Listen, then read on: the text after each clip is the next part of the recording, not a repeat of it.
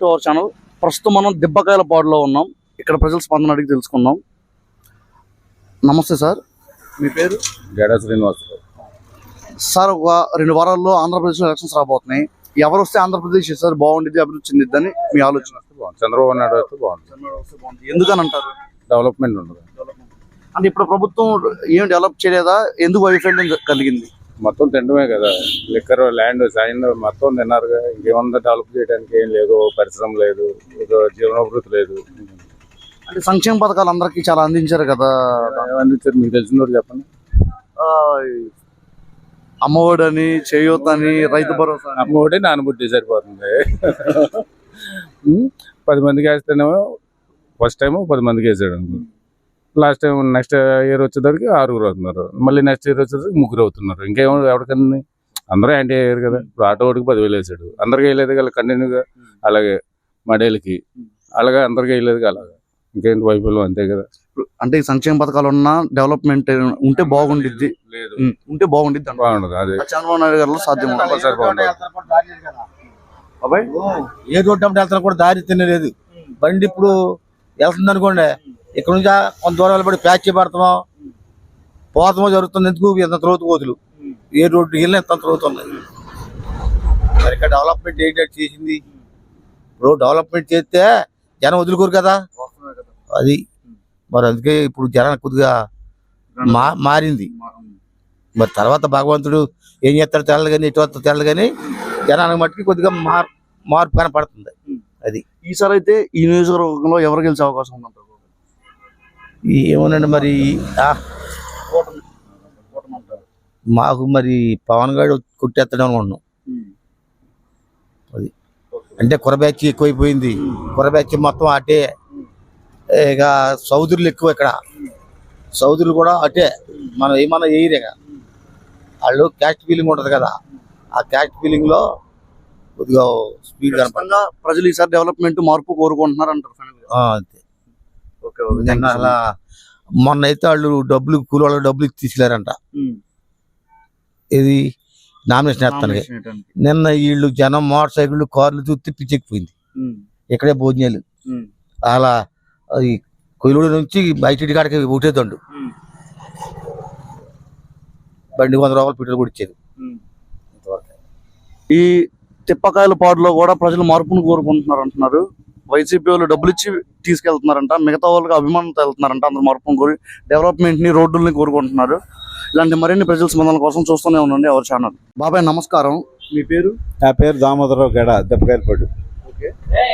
బాబాయ్, ఇంకో 2 వారాల్లో ఎలక్షన్స్ ఉన్నాయి. ఎవరు వస్తే ఈ ఆంధ్రప్రదేశ్ కానీ అభివృద్ధి కానీ ఎవరు వస్తే బాగుంటుంది అంటారు? బీజేపీ, జనసేన, టీడీపీ కూటమి వస్తే అభివృద్ధి బాగుంటుందని మేము అందరం ఆశిస్తున్నాం. అంటే ఇప్పటిదాకా ఏమీ అభివృద్ధి చెందలేదా బాబాయ్ ఈ 5-6 సంవత్సరాల్లో మన ఆంధ్రప్రదేశ్? అభివృద్ధి చెందింది. బటన్ నొక్కటం, లేని వాళ్ళకి పేదలకేమో డబ్బులు ఇవ్వటం, అమ్మఒడి, స్కూల్ పిల్లలకి స్కూల్ విషయంలో బాగా చేశాడు జగన్మోహన్ రెడ్డి. చదువు విషయంలో మట్టికి టాపు. చదువు విషయంలో, స్కూల్స్ విషయంలో చంద్రబాబు నాయుడు కూడా చేయలేడు, జగన్మోహన్ రెడ్డి చేసినాడు. చాలా బాగా చేశాడు ఆయన. చేశాడు, బటన్ నొక్కాడు, పేదలకే డబ్బులు ఇంట్లో పెట్టి కూర్చొని ఉచితంగా కూర్చోబెట్టి ఇచ్చాడు డబ్బులు. అది మటుకు రాంగ్. అది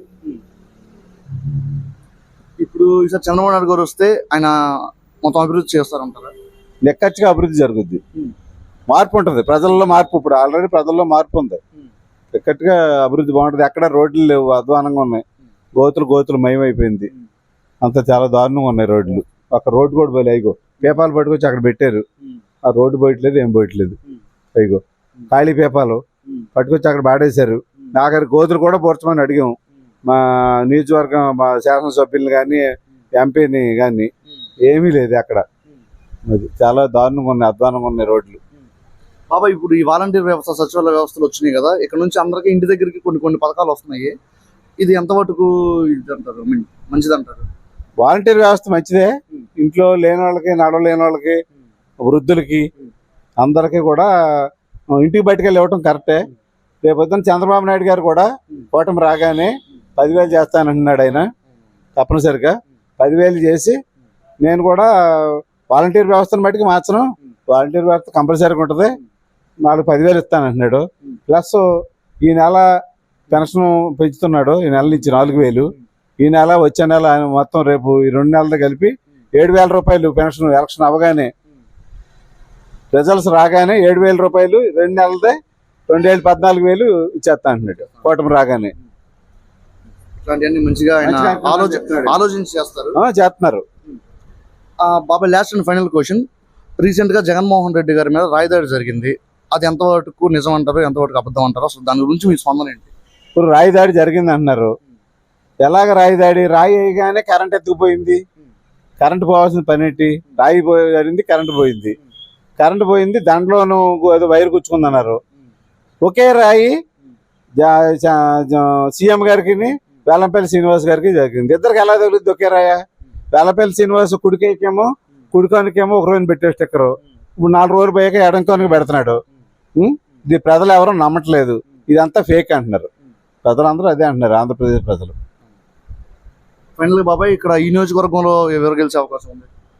ఈ నియోజకవర్గంలో కూటమి సభ్యుడు సిర్రి బాలరాజు నిక్కచ్చిగా గెలిచే అవకాశం అవకాశం అయితే ఉంది. థ్యాంక్ యూ సో మచ్ బాబాయ్.